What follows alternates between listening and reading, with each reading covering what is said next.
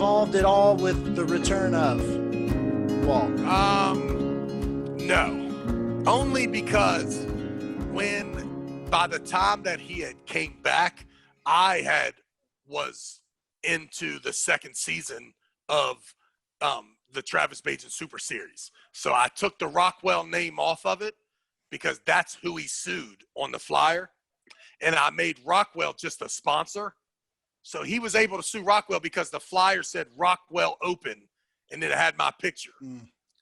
But I switched it to the Travis Bagent Super Series, and it was just sponsored by Rockwell, Cooper Tires, and the rest of the people. So I'm fully involved in that. And I told him that there should be no reason why I shouldn't be able to run tournaments if you're running one-on-one super matches.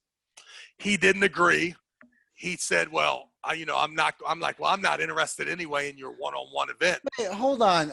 Are you telling me that you came in and helped run an event that salvaged the credibility or he didn't give you no love? No, he probably was upset that I cost him $10,000 is what I believe. Dude, you helped save his ass.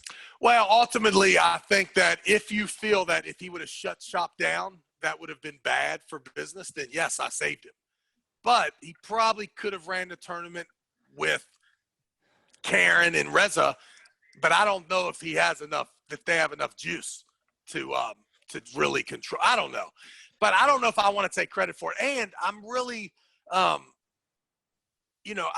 was, my conversations with him were not, I was very disrespectful. You know what I mean? Like, I was disrespectful that I used to be in charge and then I wasn't in charge. I used to be paid. I wasn't paid. I did the Supercross events. I blew it up.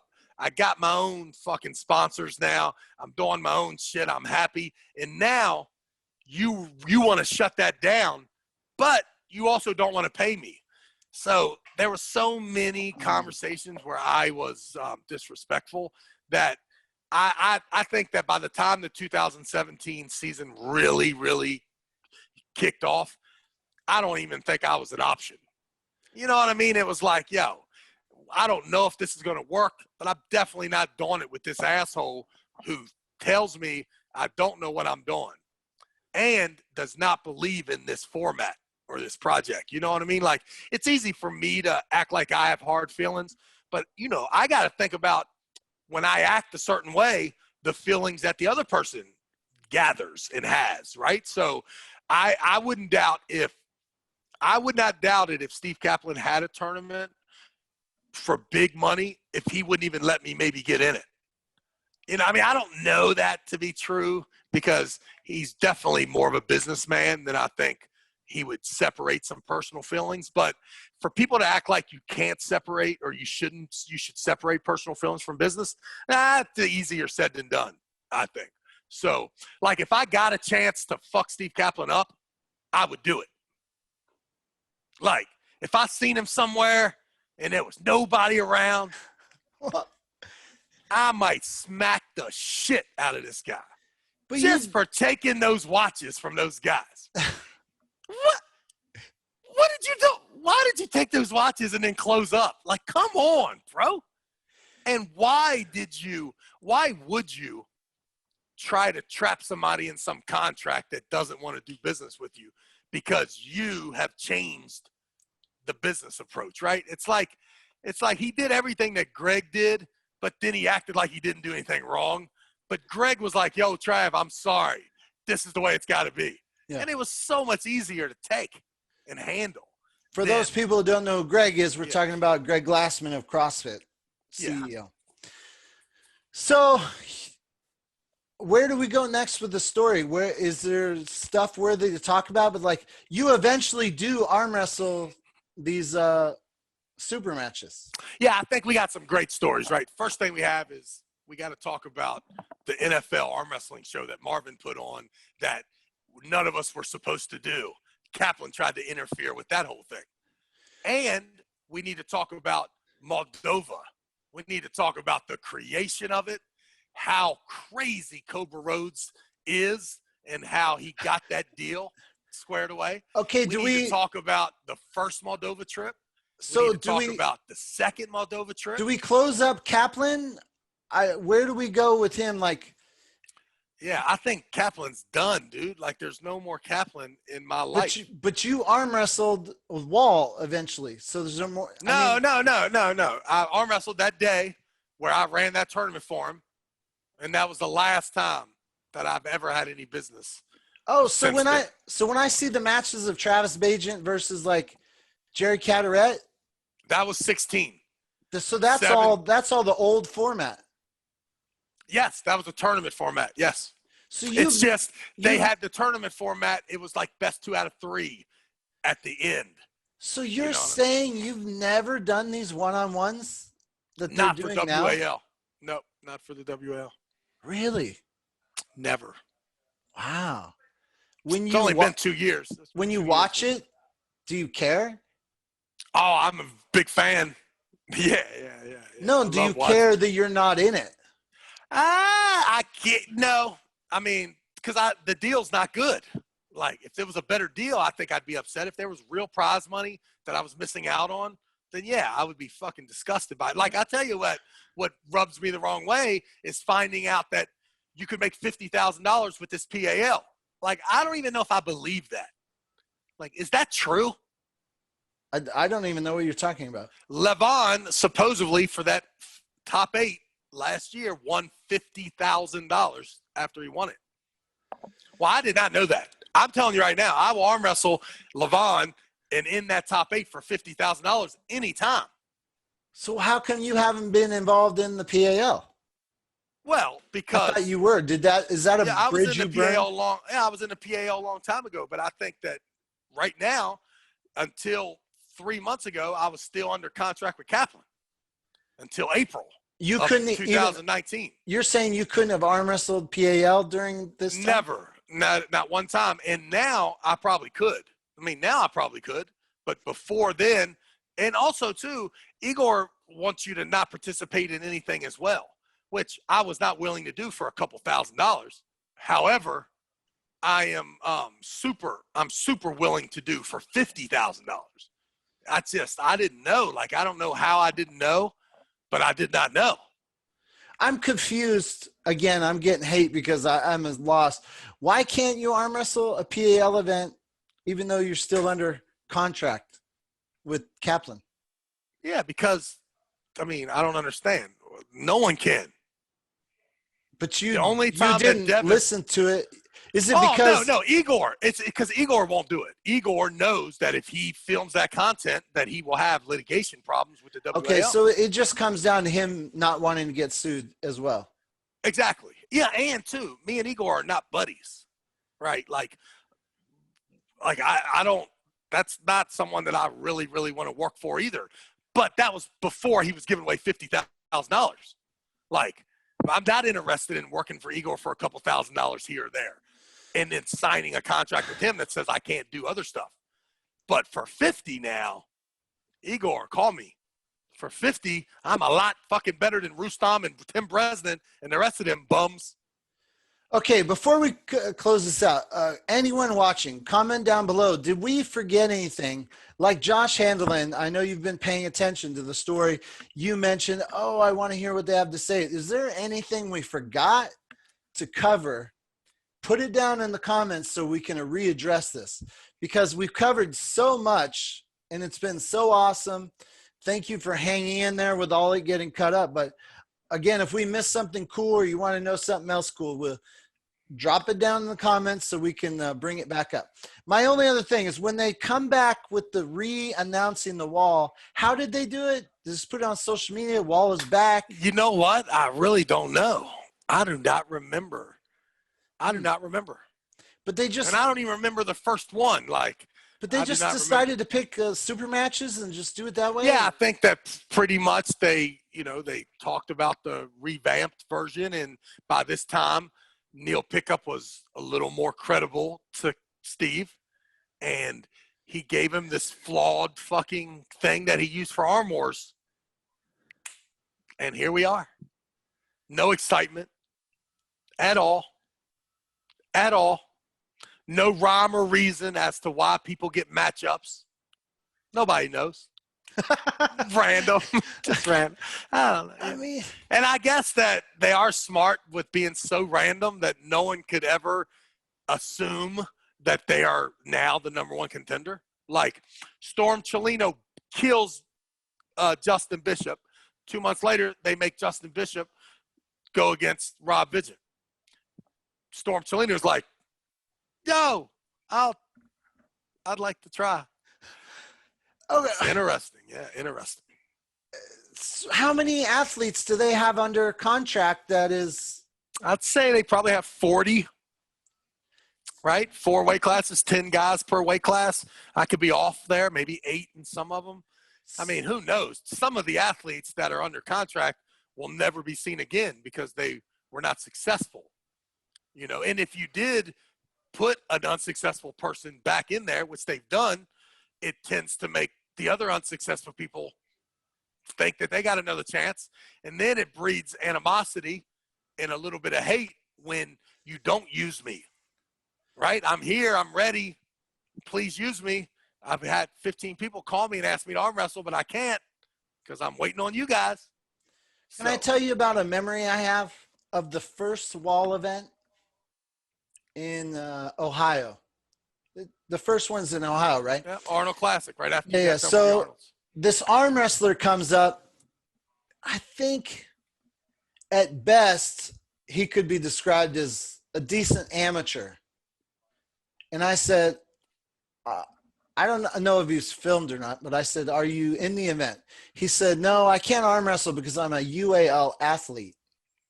And I said, yeah, but you're like an amateur.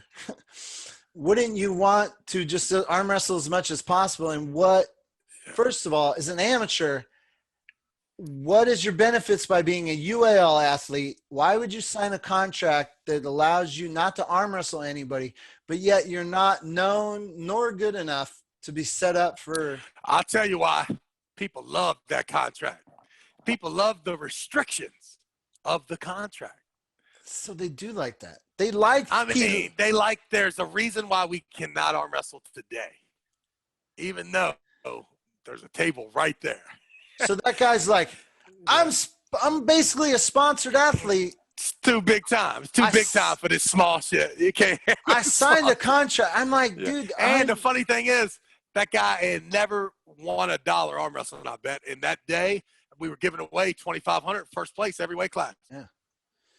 But it was the weirdest thing. I'm like, bro, you're an amateur. Yeah, and I still feel it today. I feel like there's WL athletes out there that are very happy to be restricted. Michael Todd and Devin, they love being restricted.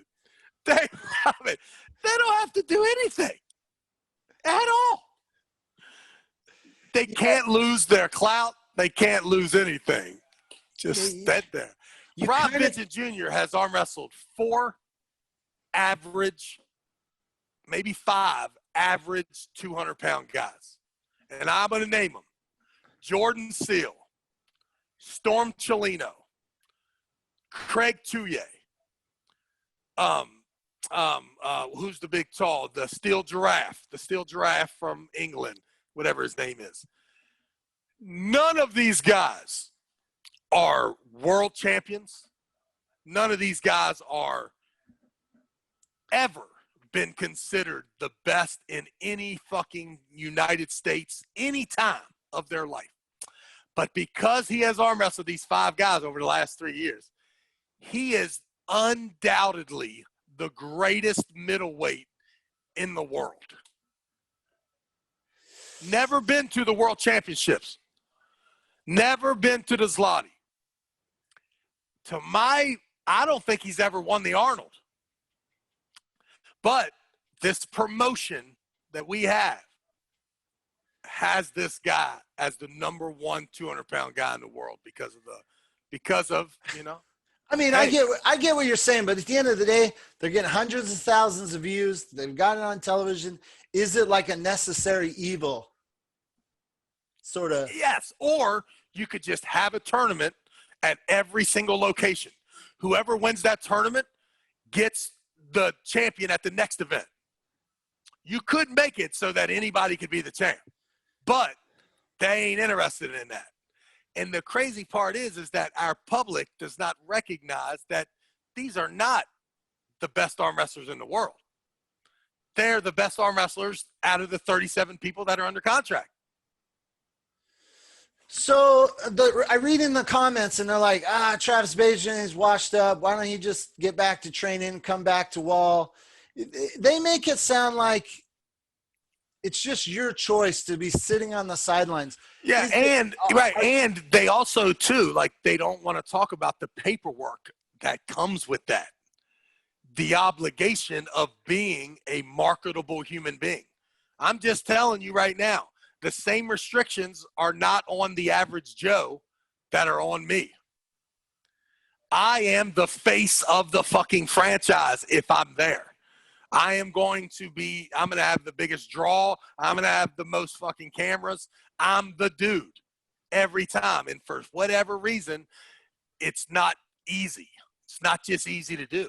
Like, you can't just sign your life away with a company that is not paying you regularly and is willing to sue you for pursuing other arm wrestling interests that make you money. So Steve Kaplan has never just called you up and be like, what do we got to do to make this right? No. One of his guys will say, hey, what's his name? This blonde hair guy kind of runs everything. He sends me an email and says, hey, just want to let you know I spend a lot of time with Steve. I could be very helpful to you. Let me know if you ever want to talk. And then I write back, please. You got my old job. The fuck you talking about? You can help me. You can't help me. The only person can help me is the boss. If the boss calls and he wants to fire your ass, then I'll take your job and I'll arm wrestle on the main card too. But, I don't need some intern trying to get me back in, because I know I can get back in if I don't want anything special. If all I want is to arm wrestle, I can arm wrestle for Igor, I can arm wrestle for Steve Kaplan, but I don't want to do that. I want my arm wrestling career to be productive financially. So as of right now, I am a free agent. I am making the exact same money I'd be making if I was a PL guy or a WL guy. The problem is, if the PAL's dreams come true and the WL's dream come true, I still ain't making enough money that if I just do it on my own. Okay. That's it. So much to digest here. So we will tomorrow. Call me tomorrow, same time. There we go. My man. Eating the Beast episode. Hey, yo. Episode what? I don't know, but we're up there. What episode is this? Tonight's we're up there. Okay, listen. Tonight's episode is 20, I think. No, not 18. 18 or 19. Let's slow down a little bit then. Let's slow down. I'm thinking I'm thinking we start doing 3 hours once a week. Tonight, I'm live show. Live show? Live could I was thinking that live could be dangerous. Live could be dangerous. Live could be dangerous. Okay, we got a lot to talk about. First of all, I talked to a bunch of my guys and they said to interrupt you every time you said something and see if you liked it. Hey, somebody said I've gotten better. No, I think I'm going to interrupt you every time and see if you like it. That's what they said. See if he likes it. The comments are, I've improved. Oh, shit.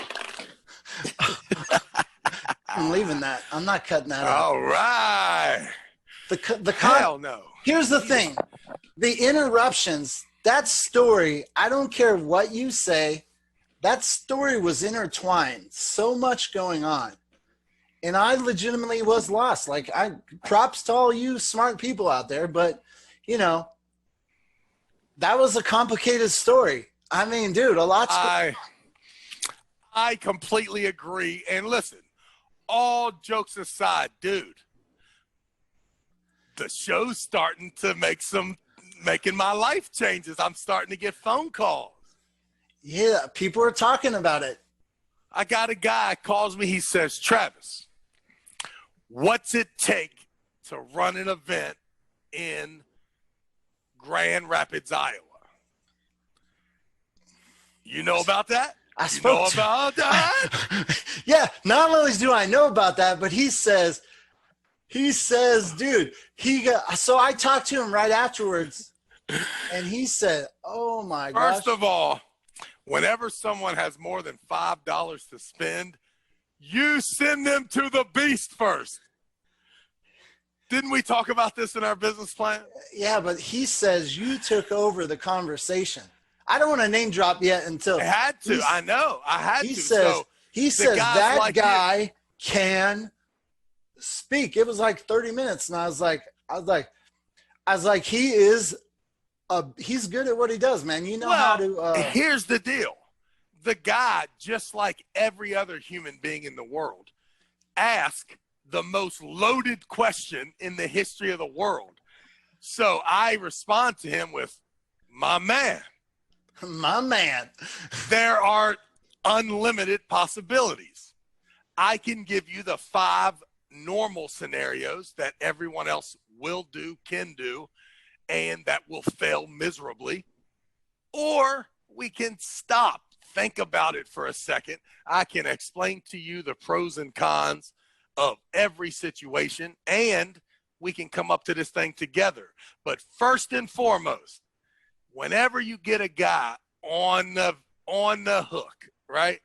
And all I mean by that is some guy wants to do something crazy because he loves arm wrestling for some reason, right? It's sparked up. You must tell him to relax, and probably whatever he was thinking, let's just cut it in half for the first year to make sure that we got 2 years of observation, constantly critiquing what we've done, have a little reflection, and then make sure that we do everything perfect. So, okay, but it's not just him. But I know that's a great guy, that example. But dude, I got 14 other phone calls. Okay, hold on. Let's get into that in 1 second. Just to hit on that 2 notes. One, you get a lot of hate. He said, what I'm really impressed about Travis is, he was like, take it down a bit. And I was like, listen, Travis, at the end of the day, you and I don't align on everything, but fundamentally, you want to grow the sport. You don't want to take advantage by over promising, something to a sponsor. So he really appreciated the fact that you were like, let's keep our expectations realistic, which I thought, props to you, which it makes sense. You don't want. Listen, 25 years ago, I would have doubled his money and had the thing yesterday, and it would have been a complete failure. So, listen, I have grown, right? I've grown. So there's no doubt that longevity and, and you never know exactly what the beat, right, of the arm wrestling world's going to be at certain times. And it seems like with the way the internet personalities are becoming, the fact is, instead of us worrying about maybe throwing the best arm wrestling tournament in the world, we might want to think about running the most highly advertised arm wrestling ever. You know what I mean? What if in Grand Rapids, instead of worrying about Travis Bagent doing something great, we have Gary Roberts and anybody that wants to be in his class, and that his class requires a little bit more of you, right? A little bit more advertising stuff. Man, I got one more thing to say before we get back on. Bam! Bitch slapping Instead bitches. of me being the most important person, listen, might be that dude. Listen. I got a story to tell you about that. I got an arm bet. I had an arm bet date. Bam! But we don't want to get ahead of ourselves. Listen, he also said this, which I want to disagree with you on one point. He said one of the things, so he's got maybe a local sponsor that would like to see something local happen. And you were like, if you want something big, it's got to be. No, just not elsewhere, let's just put it out there. How many arm wrestlers can drive to Iowa within a 4.5 hour time limit? If you run that, if you cast that net, I was just explaining to him, because he also made the reference that I guess it doesn't have to be in Grand Rapids. And I said, well, listen, if you cast that 4.5 hour radius in Allentown, Pennsylvania, you cast a net over 100,000 more arm wrestlers than you do in Iowa. So let's be completely honest. If you have a first place dominated situation, then how many guys are going to buy airfare to Cedar Rapids and hotel if they can't beat the guy maybe that's traveling with them, which then would require paying down to 5th or 6th place. That seems like always a quick remedy, right? But in all actuality, you may not have had to do that once it's over and you find out that you really didn't get the 12 deep in each class like you were hoping. So I've been to some weird locations for arm wrestling events, and it seems to me like you could build, it's not a deal breaker, the location. Can't you build something? I hate to use something outside of arm wrestling, but my good friend / brother from another mother, he's an ultra marathon runner. And they have this. Akush. My man. Yeah, you know Are you Akush. kidding me? Yeah, That's you know a great story. You should tell his story about coming in on the finish line in the middle of the night. Yeah. Amazing story. So they have this race called Badwater, and it's in the deserts of Nevada, and people fly from all over the world to come to this town for a belt buckle, just because the race is respected. And it's been going on, I don't know, 30, 40 years. But they fly from all over the world to go to the desert where there's nothing. And there's no doubt. And they love it. So like hence the reason that we should think about the budget, split it in half, and have this tournament for 2 years minimally, and really try to build some momentum, because you are going to need some sort of allure that is not necessarily just going to be prize money, which I think is a great challenge for not just Travis Bagent, but for Beauty and the Beast, for us to really make sure that something about this show, something about you, something about me, we make sure that we utilize everything right here, what we're doing now, and make sure we make him happy. Yeah. You know what I mean? As much as we can. Okay. So you were at a big event this weekend. I was at a huge event. Yeah. These guys, man, you talk about robbing people, taking candy from a baby, man. They have crushed it. What's the secret? Why the secret is that both guys are nice guys, and James Reid does a pretty damn good job of just being a good dude, and he's always on time. He's always got a bunch of paperwork and a bunch of electrical equipment. He's always willing to see it through. And Paul Linn is a rising superstar in the sport of arm wrestling, not only as an athlete, but as a human being, a matriarch type of human being. So 2007 to 2010, my peak years, I don't recall Pennsylvania being the home of arm wrestling. Are they new? Did they? Yeah, I think Paul's about 4 years probably in the sport, probably 2 years into it. You start to think, yo, this dude's got something. Now, 4 years into it, he's probably in the top 3 to 5 right now to get a shot at that WL hammer. And, the fact is the guy's a nice guy, man. He goes above and beyond, what a lot of people do to make sure that he treats everybody the same and good. I just started his worked. podcast with Neil Pickup. My apologies. I'm only like 5 minutes in, so I can't even comment yet, but I'm going to watch the whole thing. I hear he's got a cool backstory, so I'm getting ready. I heard you arm wrestled and Shawn Lattimer, who's been chasing you for years.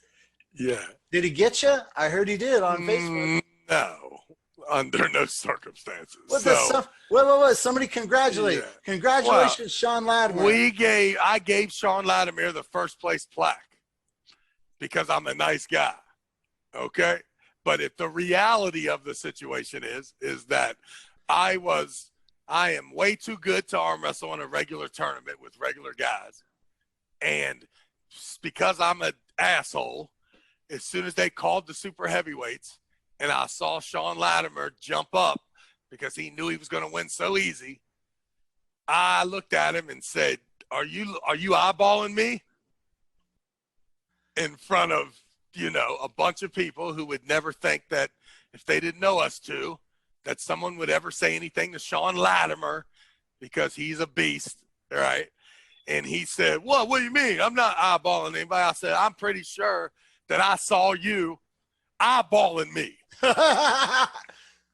And I turned to Sasha and James Reid. I said, put me in the bracket.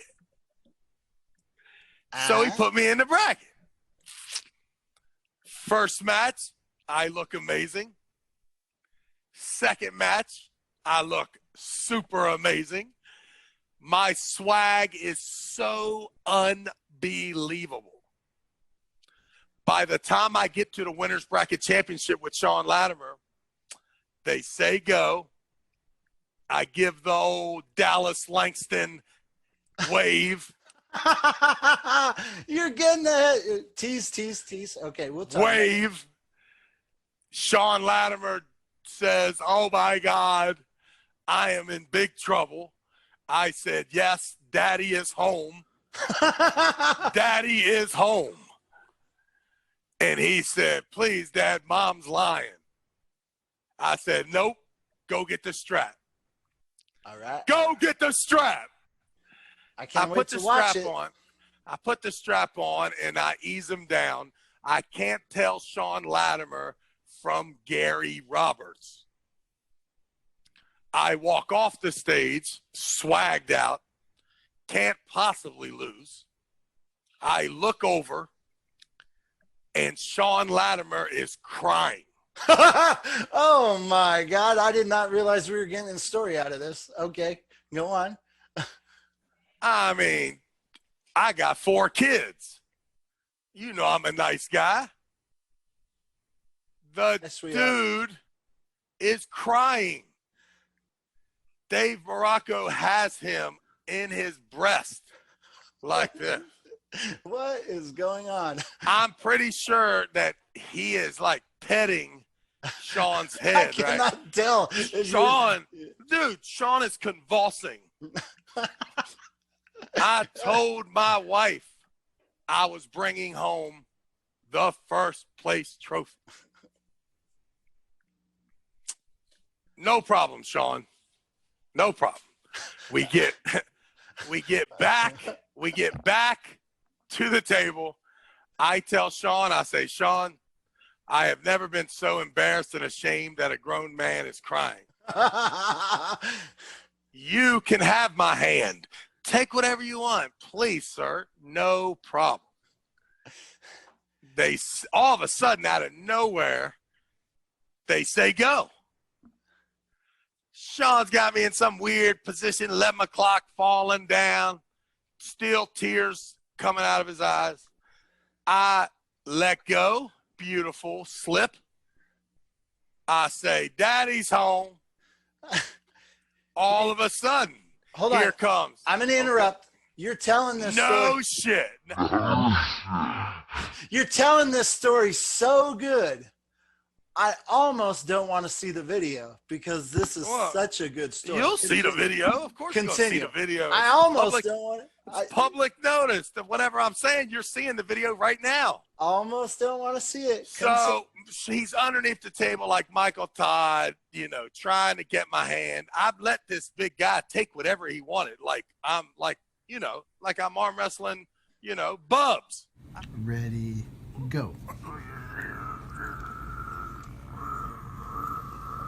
You are so weird. Strap it up. I'm like, go ahead, bro. I slip out. I say, Daddy's home. All of a sudden, the health department, a.k.a. Bartwood, the FBI, a.k.a. James Reid,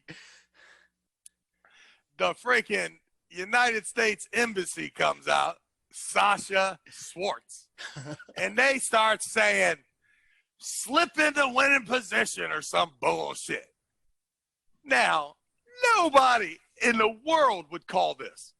But because Shawn is over there crying, and I am obviously the strongest man in the world, they say, James Reid says, Travis, I'm going to give him the win. And I said, don't make me angry. And they said, winner, Shawn Lattimer. Everybody got a big laugh out of it. Big laugh, big laugh. I mean, hundreds of people are loving it, right? I saw the crowds. I switched sides of the table. I get back up there. Now I'm acting like a jerk. Shawn's like, no straps, no straps, right? And I'm like, your ass is mine, right? Exactly what I get paid to do, right? They said, Travis, will you please come to the tournament? I say, what do you want me to do? James and Paul say, be a mentor. What does that mean? They say, Travis, I'm not sure what I want you to do, but I'll know it when I see it. We hope you like the content. Thanks for stopping by. Please leave a comment, like, share, and subscribe. Now click that little bell icon so you get notified. This was Gary Roberts and Travis Bagent live. Damn it! Do something else. Don't ever say them two names to